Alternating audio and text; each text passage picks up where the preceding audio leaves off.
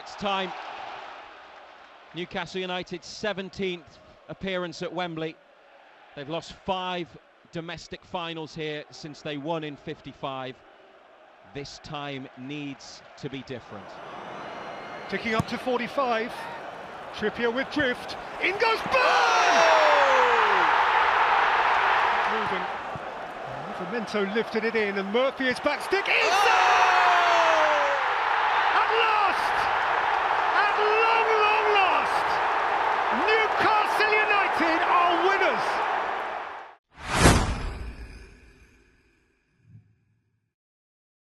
Hello, everyone. Welcome to the NUFC360 podcast. This is an odd episode because it's not every day you get to say that Newcastle United are cup winners, cup champions in the EFL Cup. First domestic trophy since my 70-year-old father was 5 months old, and first trophy overall since the Fairs Cup in, was it 69? 69. Yeah.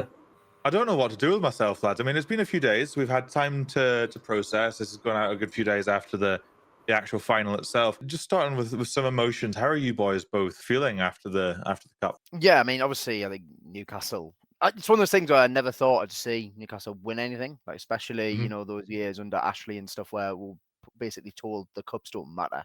It's just about staying in the Premier League. Why would I ever think we're going to win anything? Obviously, the takeover happens and you get a bit more optimistic. You're like, oh, okay, well, maybe I have a chance. But still, until it actually happens, I don't know. You still got that doubt. Like, obviously, lost last time. Then we're playing Liverpool in the final, who've barely lost a game all season, and also out the FA Cup. So it was like this is the only chance. I felt on the day, weirdly, I felt really confident. Like I almost just felt like this is our time. It kind of felt like that.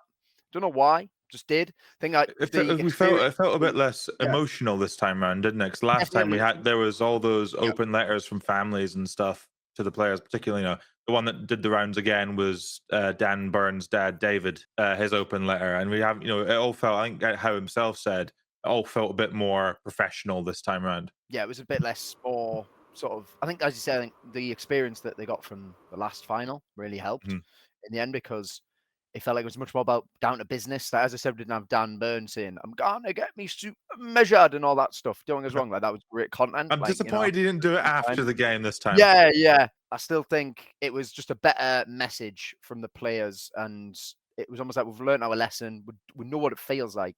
We don't want to lose again. And you could tell that from the first minute. Whether for Liverpool, I'm not going to say it was just any other game because it wasn't. But you could tell that Newcastle were going above and beyond in maybe the tackles, and the atmosphere was amazing. Like in the sense of like Newcastle drowned out "You Never Walk Alone." We didn't just let them sing "You Never Walk Alone." Yeah. I think that immediately set the tone anyway. I'm sure the players would have been able to hear that. Obviously, they would have been in the tunnel and what have you at that point. So I'm sure they would have been able to hear. Oh, they're not just letting us sing. I'm sure the Liverpool players were thinking the same thing. Like, oh, they're just not letting us sing "You Never Walk Alone." No? Okay, well, we'll see how that goes. And I just think that how I'm feeling now is still so happy, and I think I always will be because, as I said, this moment will go down in history now. These players are legends. Yeah, there's no question about it. I love how it was this squad as well. Really do. We could have won stuff in the future where there's no one left from maybe the Mike Ashley days, but actually to do it with so many players from the Mike Ashley years still here just means a little bit more, I think. And I think it was almost a bit of a testament to the old guard, wasn't it? It was almost like you guys deserve this. Your Shaws who have been here and battled, and your Murphys, even you can put your Longstaffs in that bracket. He played his part throughout the cup run. Penalty didn't against Forest. Do you know what I mean? Yeah, exactly. So it's almost a testament to those guys as well. Just as much as the quality's made a huge difference, of course it has. One thing you can't deny was the desire and the fight. I mean, and Newcastle simply wanted it more. And, those guys get themselves proud, and like Jack says, those guys never buy a pint in Newcastle again, put it that way, because they'll go down as club legends. And just to add to what Jack's saying, I mean, it does just feel like it's been like a 4 or 5 day dream now. Like I still feel like it is. I have to keep pinching myself and remind myself that actually happened. Like it's got to the point where I've watched the highlights that much. My feed's now turned to like FIFA recreations of like the goals being scored and all that sort of stuff because I've watched and rinsed the highlights so much. I mean, it's been unbelievable. I mean, the goals as well are just class. They are class. I mean, I know one of the things that I like about, I mean, Jack, you mentioned how many of the players who are here pre-takeover and whatnot. I think it's also, not being English, I don't have as much of a skin in this game, but it's nice seeing so many domestic players in a squad. I think it's in the matchday squads. There was 4 English players in Liverpool's team, and there was 12 of the 20 that we took to Wembley were English as well. A number of whom are really young. And you have to think, if not for injuries, I mean, Liverpool's squad would have probably been 7 hours, would have been 15 English players in the team when you include Hall, Gordon, and Lascelles, who being club captain would have been on the team sheet. I think that's quite nice. I mean, you mentioned as well, like never buying a pint again in Newcastle. I mean, Sandro Tonali is going to have the freedom of every Wetherspoons in the country. But I think Ryan, you mentioned watching all the highlights and stuff. We were talking before we started recording this that I've watched all the post-match sort of celebrations so many times. I've just got this image of Bruno crying seared into my mind. It is hard. It's hard to process. Like I mentioned about my dad being 5 months old when we last won a domestic trophy. There's a lot of people of his age or his generation who sort of after we lifted the cup, shared messages along the lines of, brought my kids into this club, and they started supporting the team, before the takeover. Like, we all supported the team before the takeover, and like you say, Jack, none of us thought we'd ever win a trophy. Especially now in the era of financial restrictions and whatnot, especially we just didn't have the revenue and whatnot, and you just felt, because we didn't take it seriously and because we didn't have this baked in several £100 million of revenue, it felt impossible. It still feels like a dream, like you say, Ryan, like 5 days of a dream, and you do have to pinch yourself a bit, and it is hard to process. Like I say, it's hard to sort of figure out how you're supposed to feel because it's brand new. And I think that's the best thing about it. It's a feeling that I've never really felt, and I don't think we'll probably ever feel a feeling. I think that joyous again in a football match. To be honest, I don't think, no matter what comes after this, of course, we'd love to win Premier Leagues, love to win Champions Leagues, love to compete with the best teams in the world consistently. But that feeling of saying, you know what, we've actually done it. I mean, for 5 minutes, I was absolutely speechless. Didn't know what to say, didn't know what to do. It was amazing. I think the emotion from a lot of people, I've seen loads of videos of like people in the stadium where there's a guy there with his dad, and his dad's 86 years old and got cancer, and he got to come along to the match with him. And what his dad would have probably seen the 1969 win, and even 1955. I can't imagine he ever thought he'd ever be able to watch Newcastle win anything with his son. And there's some of the other clips in the stands where there's a guy who's right at the back, and he turns around and he's videoing his dad, and his dad's like in floods of tears. And Ryan, I remember you said, obviously, we met up after the match, you said you phoned your dad as well, and exactly. as well. And it's what it means, isn't it? It's it means. When you see Paul Scholes and people like that laughing, essentially, that Newcastle won the Carabao Cup, and laughing at the suggestion that Eddie Howe should get a statue, it's not about what it means in the wider football world. We're saying Eddie Howe should, the people who are saying Eddie Howe should get a statue, which, to be honest, I think genuinely that whole squad, we should find some way of doing something commemorating it, in a permanent fashion for them, whatever it may be, because it's not about what it means in the wider football context. It's about what it means to Newcastle and what it means to Newcastle fans. A lot of fans of the clubs, the traditionally successful clubs, have been quite gracious about it. Liverpool have been, and their fan base quite broadly have been really, really quite gracious and quite congratulatory about it, which is nice. I think a lot of the people who do make comments are either in the media and thus are paid to get some kind of click or make some kind of soundbite, but also they judge it from a position of privilege. These are all a lot of the people in the media, or a lot of these fan channels on YouTube who also do the same. We're all they're fans of Man United's and Liverpool's and Arsenal's and Chelsea's and teams who've won things throughout their history, recently or not, and they sneer at, they say things, oh, we've got bigger, there's a bigger fish to fry, and we've got other things to worry about, like Liverpool in the league. And it's more about, just another club that isn't in the traditional big top six winning a trophy.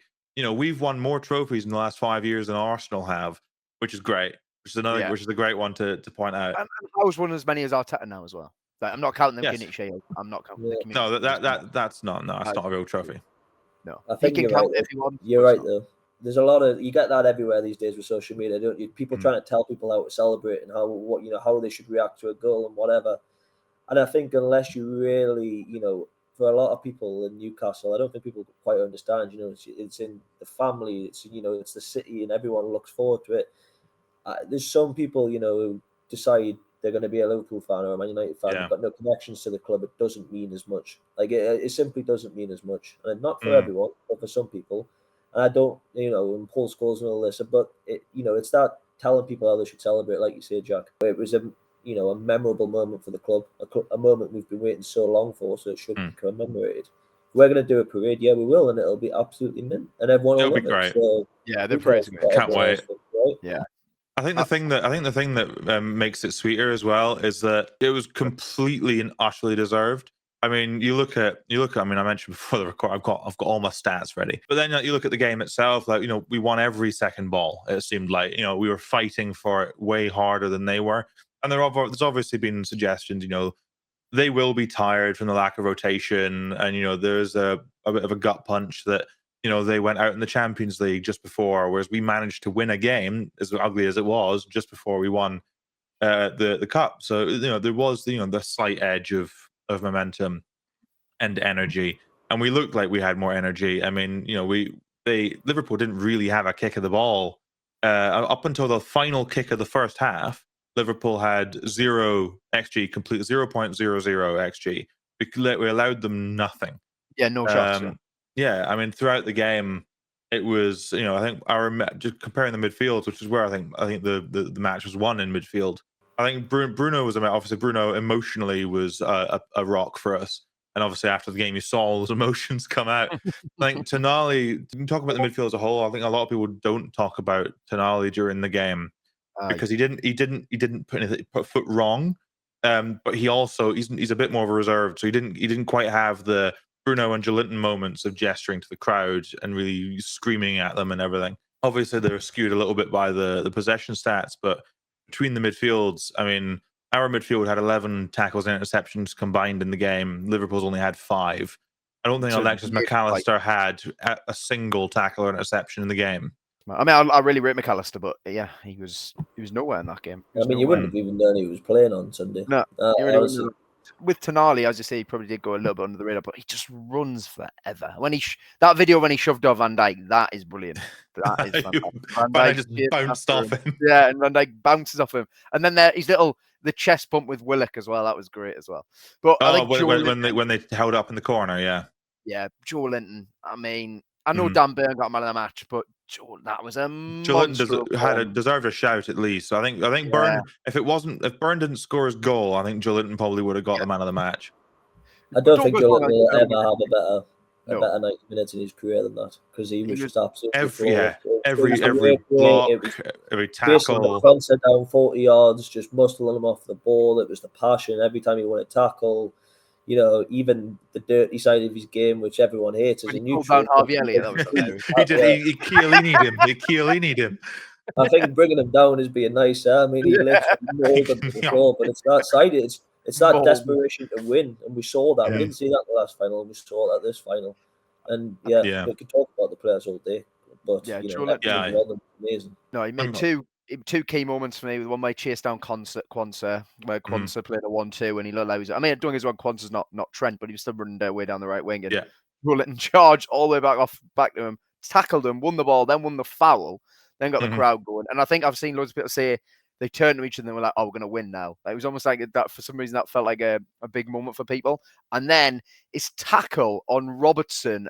Yes, when he sort of slid in. Yeah, absolutely unbelievable challenge, because that is going in from Robertson. I think he's beat Pope with the shot, and Joelinton just appears from nowhere. He comes from the other side of midfield to get across to the left hand side, to the side he's not playing on, and he makes that tackle. And it was just unbelievable, and just everything he did was spot on. I thought even before their goal, he plays a lovely little first-time pass into Bruno, who then tries. Maybe he was feeling a bit cocky, and he tried the little pirouette in midfield. I don't know. He does that all the time. Like I mean, people are labeling it as the Dan turn. He just didn't get away. I think 9 times out of 10 he pulls those off. Literally just the fact that with this one time he doesn't. That's what Liverpool have done all season. When you do get caught in transition by them, they can really punish you. And they showed that in that one moment. I think one guy that, just for who he was up against, even though he does ghost in finals, I think the job that Tino and to an extent Burn as a sort of duo did on Mo Salah on Sunday was Brilliant. absolutely tremendous, because we know how good Salah's been. Probably the best player in the world this season. 11 cup finals now for Mo Salah, and he's only got 2 penalties scored, no other goals and assists in any of those 11 games. He had 0.00 expected goals against us on Sunday. Tino and Byrne did an unbelievable job just shutting him down. I mean, the much has been made so far, right? Of, you know, Tino was with him one-on-one, but when Liverpool were playing long balls forward, Tino would push up into midfield, help congest the middle of the park to sort of win second balls, and Byrne would move over to cover Salah, because he's better in the air than him naturally. You know, it worked so bloody well. You know, Liverpool's right hand side, which we all saw was going to be an interesting one with no Trent in, compared to our left hand side, which, you know, our starting left hand side were not there. And, you know, that was identified pretty early as that's going to be a key battle. And there was no contest in the end. And also Liverpool put a cross in with his left foot, and you know, perfect cross. And that cross, you know, perfectly the back post, and it leads to Isak scoring. And we'll see that cross forever now. That one where he just, you know, that 1-2 he plays with Barnes into Tino, who's, as I said, in fact, the game before against West Ham, I remember complaining in the group chat about Tino's not using his left foot, and then he uses it at the right time. And I think for Livramento, I think we all know he's unbelievable defensively, but I just thought the way he shut down Mohamed Salah, apart from one Trivela cross from Salah, was just it's a joke. There was a point where Salah tried to take him on the outside, and then Tino just watched him, waited for him to get past him, and then just ran in, mid the tackle out for a corner. It was like, you're not getting the cross in. I'm not letting you pass me. I bet you'd have to go back quite a long time to the last game Mo Salah didn't have a shot on goal. I mean, that's pretty incredible stat, really, and just shows what a job. And again, credit to Howe again, you know. Tactics were spot on. Spot on again. And you hear all these stories of, you know, was Howe playing his cards at Liverpool away a couple of weeks ago? And then you see performances like that, and you say, well, you know what? You see him admit it in the media, didn't he? He said, we held back some of the stuff we wanted to do. Like he said, they changed the way that they were pressing. Instead of 4-5-1, it was 4-4-2, and and obviously no Isak. Yeah, I thought Barnes did really well. To be fair, I don't think. I think everyone. I mean, there's the image that I very quickly edited in the group chat immediately after the game. All 11 players on the pitch. It was 10 out of 10 for everyone, and then Dan Burn had massive written over him. I think that epitomizes it. You know, there was no one on that pitch that you could say didn't have probably the best game of the season that they'd had, in some way, shape, or form. I mean, Isak was getting man-marked by Van Dijk most of the time, and yet when he needed to, he peeled off perfectly for his finish, which was a really good finish. You know, Murphy was just doing loads of dog work, and you know, he made it work. You know, his getting forward to particularly to win the aerial duel for the assist for Isak. Flying over Robertson, you know, so high in the air. I think everything just epitomized us wanting it more. We just seemed to want everything, every single aspect of that game more than they did. And I mean, you saw it when Murphy came off the pitch. I mean, the guy could hardly walk. I know he couldn't walk, could he? He literally couldn't walk. And then but he was stood there the rest of the game, just watching. You know what? I want to give Trippier a shout out, to be fair. Oh yeah, Trippier. He's great. He's so good against Diaz.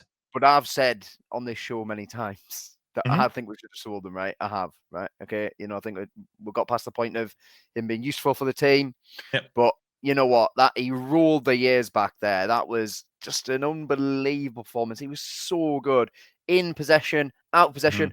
I love how the corners, he stopped whipping them in and we started just pinging them. It was like the old Pardew, Kabay to Williamson tactic when it worked. Yeah. And Byrne was on the end of it. Obviously, Byrne was heading it back across goal for most of the time, but then he eventually got the space to go for goal and created what is going to be an iconic moment in Newcastle history. And Trippier, that goal. Yeah, I mean, I think most of us had said at some point, you know, Trippier's best years are definitely far behind him, and he probably could have gone in that genuine Bayern were interested. I do think that goal, that Burns goal, probably an attempted recreation of the one that Bruno had tried to flick on before. Yeah, but then he ducked. Or whoever it was in the way, then ducked, and Bruno, it went in. It was Bruno. Yeah, it was Bruno. Because I mean, but you looking at the numbers. I mean, obviously, you know, expected goals is a pretty good metric for the likelihood of scoring a goal from certain places outside of, worldies and whatnot. Burns' headed goal was worth 0.03 expected goals. So that goal, that turns into a goal 3% of the time from headed shots from that position. In that range, in that position. But, amazing header. The power yeah, of it was great. I think it was Gary Lineker on The Rest is Football was saying that you usually go for in-swingers nowadays because it's all you need is a little glance and it can go in. But these ones are coming straight at you, which is almost preferable for generating power because you can get straight on it. And that's what Byrne did, right? I mean, he was the first couple times they got that corner. Everyone in the stadium on TV could see he was getting favourable matchups with Alexis McAllister because Liverpool marked zonally in from corners, and he was getting the headers away. He was being a threat. He was, he basically got a free header for his goal. You've got a free run up, and then like you say, Jack, the audio and the sight of it. That line in my head from Peter Drury going, "In goes Byrne." We're at 45 or something, and then in goes Byrne, and then it's just the yell from Gary Neville will be seared into my conscious for the for the rest of my life. I will never forget that soundbite in my head. I love how Sula was the first on there. He was just mental, mate. Yeah, but I remember us saying even the night before when we were all together. I mean, it would be the dream, obviously, to score the winner for Dan Byrne. I mean, he didn't get the winner, but I mean, it was just as important. And I mean, what a moment from. I mean, like, he couldn't have picked a better guy for it to happen to. It was just the fairy tale day. I mean, we can sit here and analyze it all day, but I mean, it's just been like, that Sunday was just the perfect day for Newcastle. I don't think it'll get much better than that, will it? Really? Nah. First call up for England in your career at 32, even though he probably deserved to be in the squad a couple of years ago in the fourth place season when he was certainly tremendous. Before the World Cup, I reckon. That 2022 Qatar World Cup. Obviously, it was in the middle of the season, wasn't it? And Newcastle had barely had the best defense of the league. Yeah, and he was playing left back. Like, he probably should have. And he was being fantastic at left back very as well. Yeah, he was playing very well at left back. He was getting shouts for team of the season and stuff at that point in time. But then to get his first call up at 32 now, and then a couple days later to score what for most of the vast majority of the game looked like the winner. It was the first goal, looked like the winner, an amazing header to win your boyhood team their first domestic cup in 70 years. I mean, like you say, Ryan, you couldn't write it better than that. I mean, I think we've all seen that there's the images that go through social media, the list of things he's had to deal with throughout his career. This almost like a storybook ending, but a storybook late chapter in his career. Leaving Newcastle at 11, pushing trolleys at Asda, having to work his way up into the leagues, getting cut at Fulham, trial at Darlington, released by Fulham. Yeah, having a chance taken on you by Gary Caldwell at Wigan, going to Brighton, working under Graham Potter, playing a wing back at the wing back, wing back. By his own admission, feeling like he'd sort of missed the boat on joining Newcastle when the takeover happened, and coming in. I think everyone at the time thought, that this guy's it's a stopgap solution. He's not. He'll probably go in the summer or after a season, and then for him to be vital for us getting our first cup final in 20 years, the first time in the Champions League in 20 years, basically, playing at left back, and then 2 seasons later to have one of the best seasons of his career at centre back, and then to watch us win a trophy for the first time in 70 years, and thus go back into Europe again. This sort of renaissance for him and for a number of the players. That you think of Fabian Schär, you think of Jacob Murphy, you think of Pope and Dubravka in goal, and Trippier. Wins La Liga, joins the relegation fight, takes a pay cut to do it, and then gets us into the Champions League and wins us a cup. There's great stories all over the pitch for us. Yeah, 100%. And I think it's nice actually to see Dan Byrne actually getting recognition for his ability on the pitch. Oh, in terms of what he's actually doing. Because he's always been, the height, the dances, which, by the way, Jack, I think you should do in honour of his goal for us right now. But what?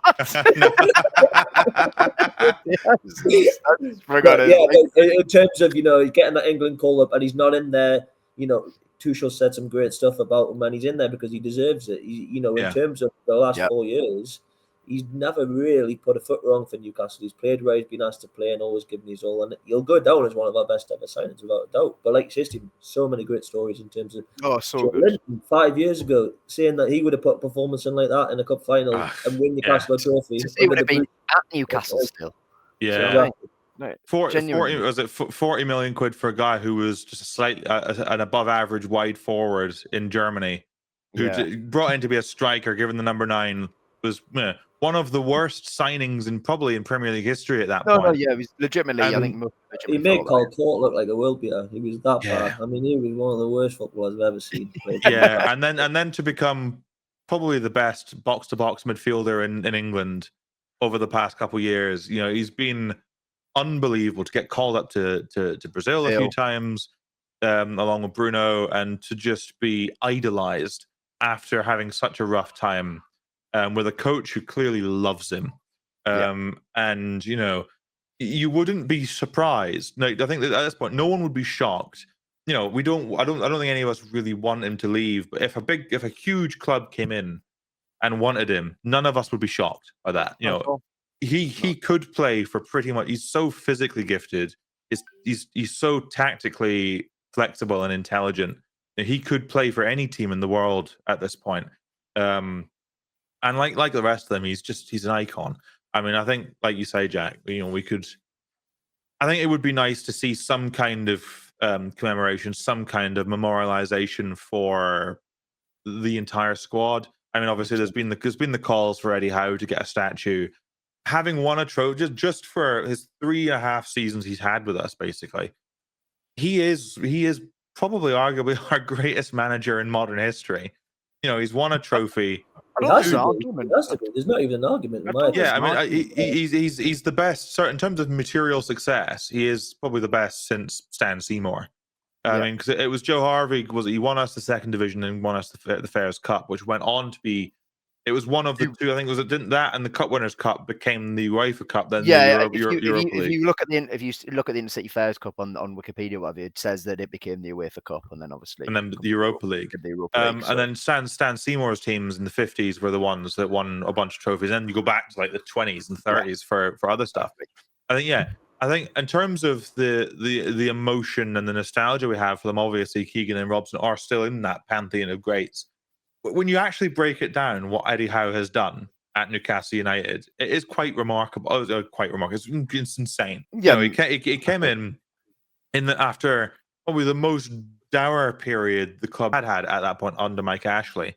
It felt dead. I mean, I think most people remember seeing, if the Wolves game where they lost 2-1. The Wolves was probably the worst game. Everyone's saying that is it. It's done. We're done. We're going down. I was after a couple games. Its first couple games. It was 14 games without a win. Yeah, no team's ever done that. So there were 3 teams who had gone 14 without a win before. I think one of them was West Brom. I can't remember the other 2, but none of them had survived. And to not only survive, but to survive quite comfortably by the table in the end. Like last day battle or anything like that. We were comfortable by the end. And then, to end the season with that 2-0 demolition off on the pitch, other than the scoreline of Arsenal, to deny them the Champions League.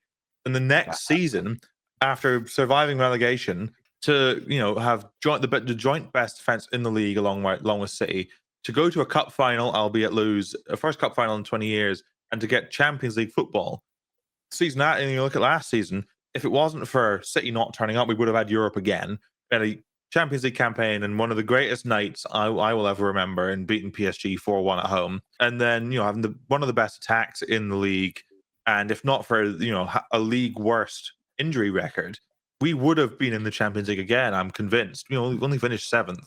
I think for me, look, I'm not old enough really to vividly remember the Keegan and the Robson years, but Eddie Howe's given me more moments in the last 4 years than I thought I would ever see in my lifetime as a Newcastle fan. Absolutely, I never even dreamed it would happen. Like the 6-1 win over Tottenham will live forever in my mind. 8-0 against Sheffield and winning at the Emirates. Never win the Emirates. Winning at the Stadium of Shite. We'll never win at Old Trafford. And he's done it in the right way. He's improved players. He's played an attractive brand of football. It's fun to watch. It's frustrating at times, don't get me wrong, but it's fun to watch. It keeps you on the edge of your seat. No one can say as a neutral, Newcastle are a boring side to watch because they're not. Beat Liverpool for the first time in 9 years. Exactly. I know. The one team we could never beat. The one team we could never beat, and we went and beat them in Wembley. We beat, it's now, I think it's 4 of the top 5 in England this season. We beat en route to winning the League Cup this year. Forest was, people forget we played Forest away, but then obviously beat Chelsea at home 2-0, and at that point Chelsea won a good run. In fact, they'd just beaten us at Stamford Bridge the game beforehand. Arsenal, I mean, we manhandled them over 2 legs. Easily. Second leg was so easy, it was unbelievable. Like above that Odegaard chance, they had nothing else in the game. I think Howe is 100% the best modern day manager. I think Bobby Robson is more sort of what he did for football in sense of, but if I'm talking from an exact Newcastle point of view, Howe's better, no question. Yeah. And Keegan, as much as everyone loved that team, it didn't win anything. It's famous. In fact, it famously didn't win anything. It famously gave up the biggest lead a team had in the Premier League history and not won it. And that's why I absolutely love, of all the videos, I love all of them, obviously, but I do really love that one of when Bruno and Joe Linton push Howe, properly shove him in front of the crowd, and he lifts the trophy, and you can tell he's properly going for it because he's a very reserved manager.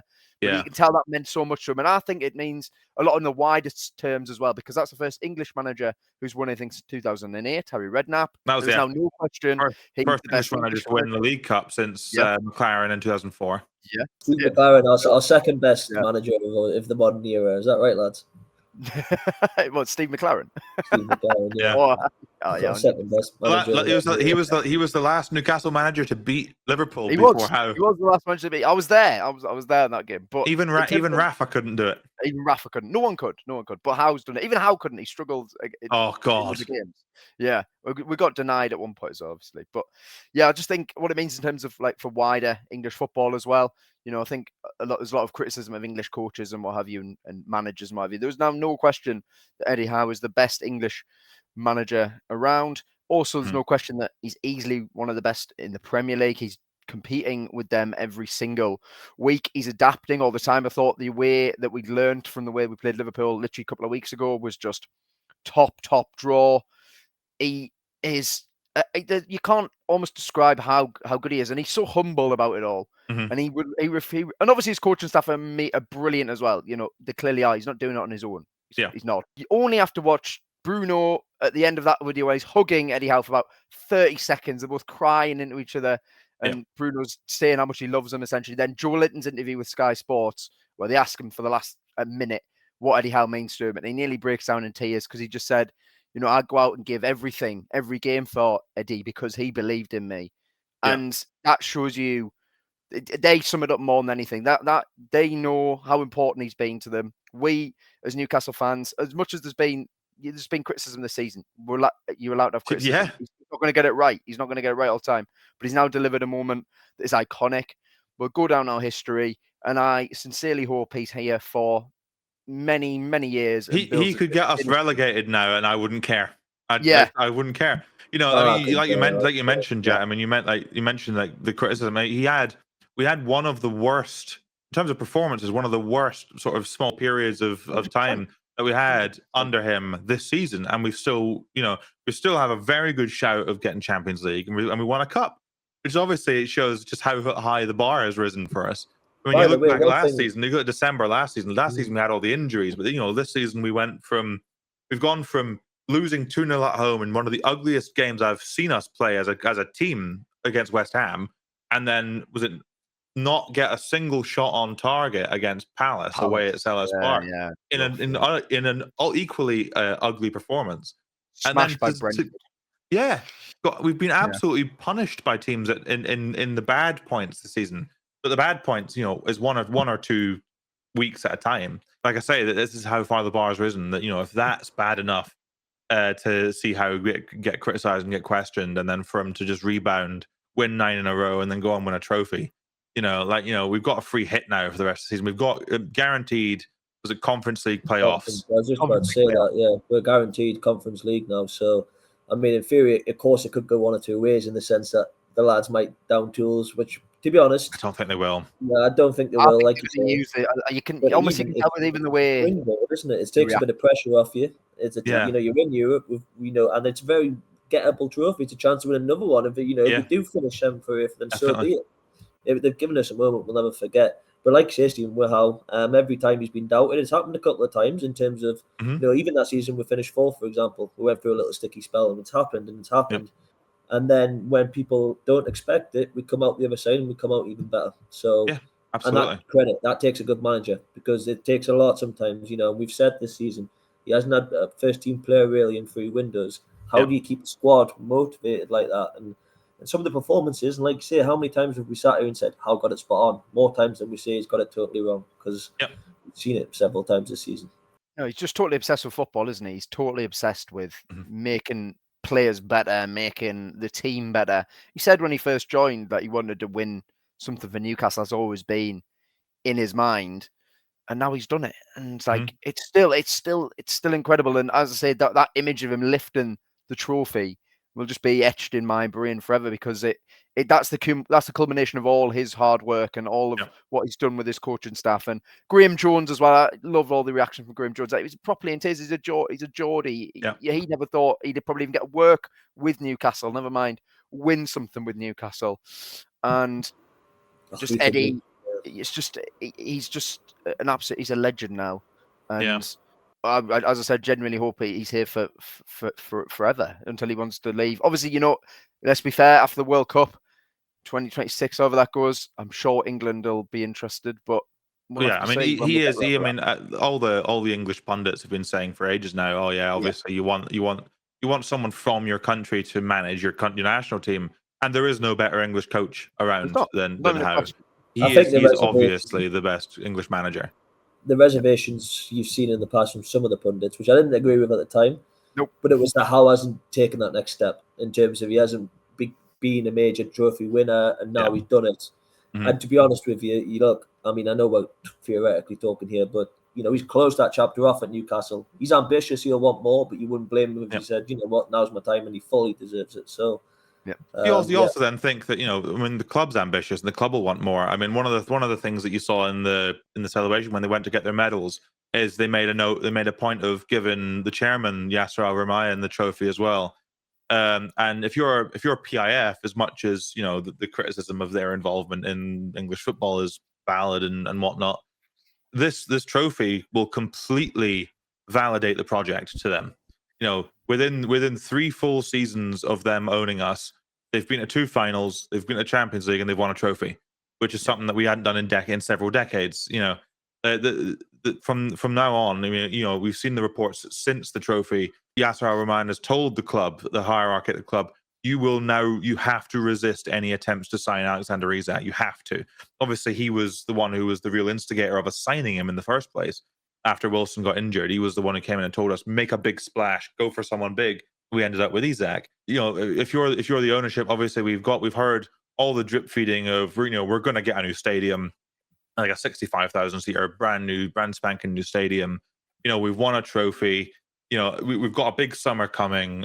If anything, we're probably going to be more willing to spend even more, or overhaul some of the squad even more in the summer. This is, like everyone has been saying, Ryan, like you say as well, this is potentially a springboard. This is a platform to build. This is the start of the project, really. This is where it really kicks into gear, not quite just the culmination of it. It's almost getting into that habit, isn't it? It has to start. You've seen it in the past. It's getting that first trophy has been an issue. Sort of City, you see it at teams, and once you get that first trophy, and once you start fostering that culture, you keep improving the squad. You never know what's going to happen. Former pros describe it as infectious, don't they? They describe when you win that it was at the City. The former guys who played at City or who are still there, they described winning that first FA Cup under Mancini. And they say like, when you get it, that first trophy it's addictive. You get addicted to winning, and this is the same thing that teams have had trouble. Like you say, teams have had trouble with it over the years. You look at this current iteration of Arsenal, just can't seem to win a trophy. You look at Spurs for years. They've had their opportunities. They finished 3rd in a 2-horse race for the Premier League in 2016. They went to a Champions League final. They went to a League Cup final.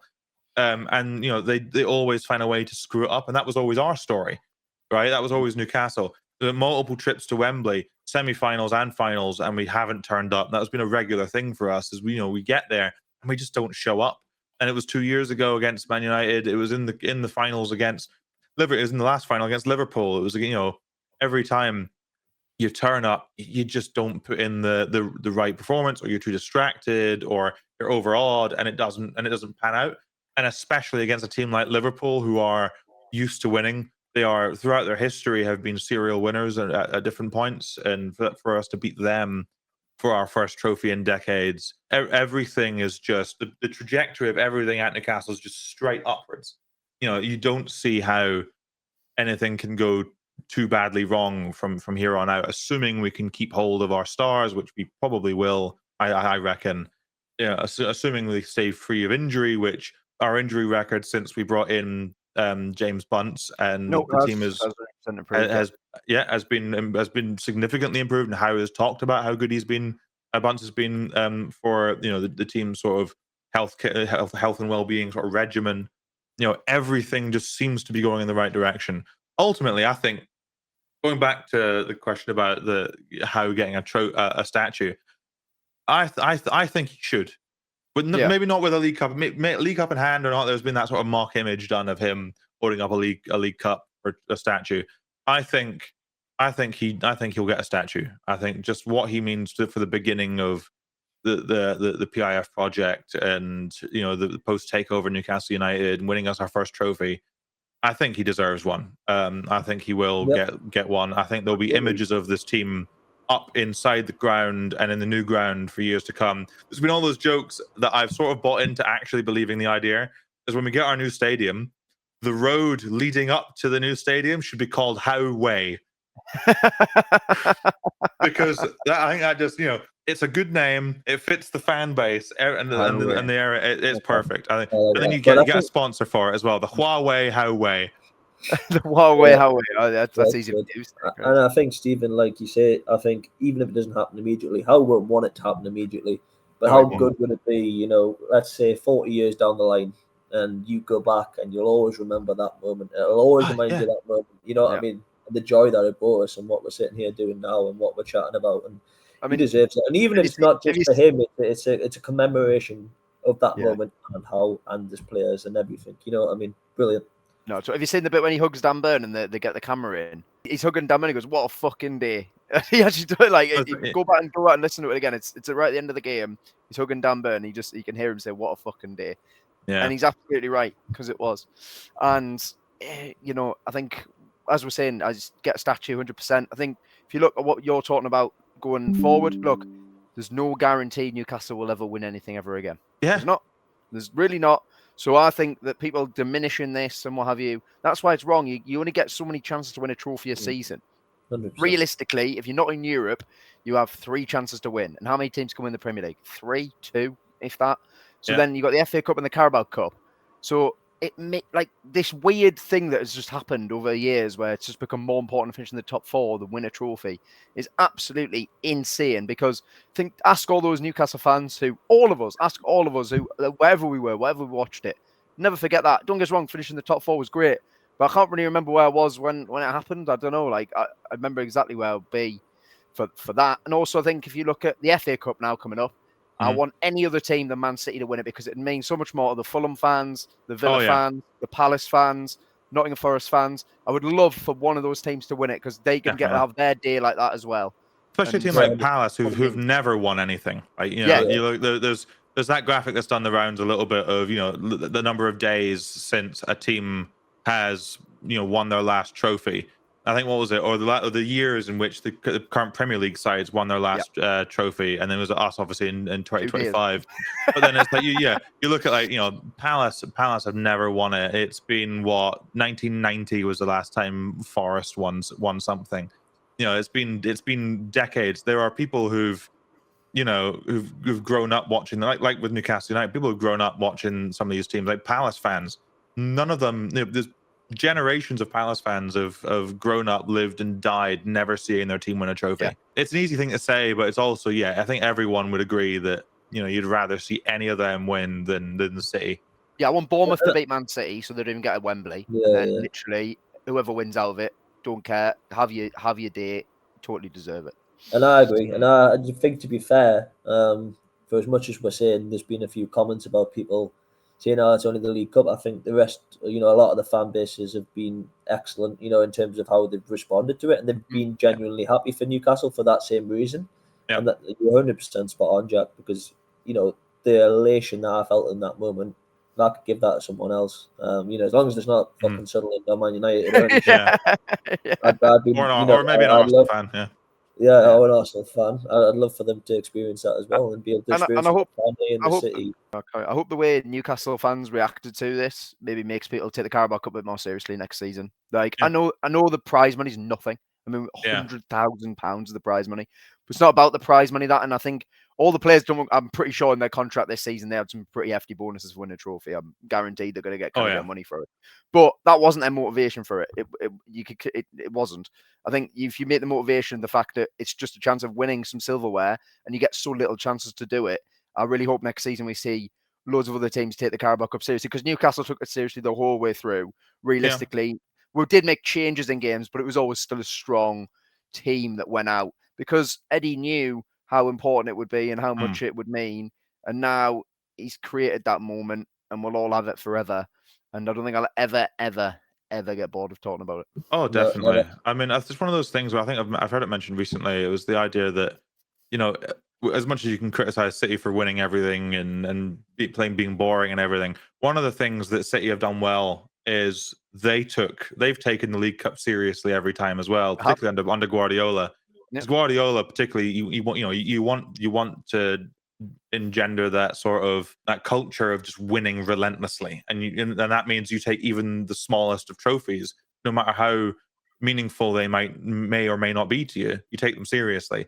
And I think since then, you used to see like teams just putting out B teams, even as seeing youth players in the finals and whatnot.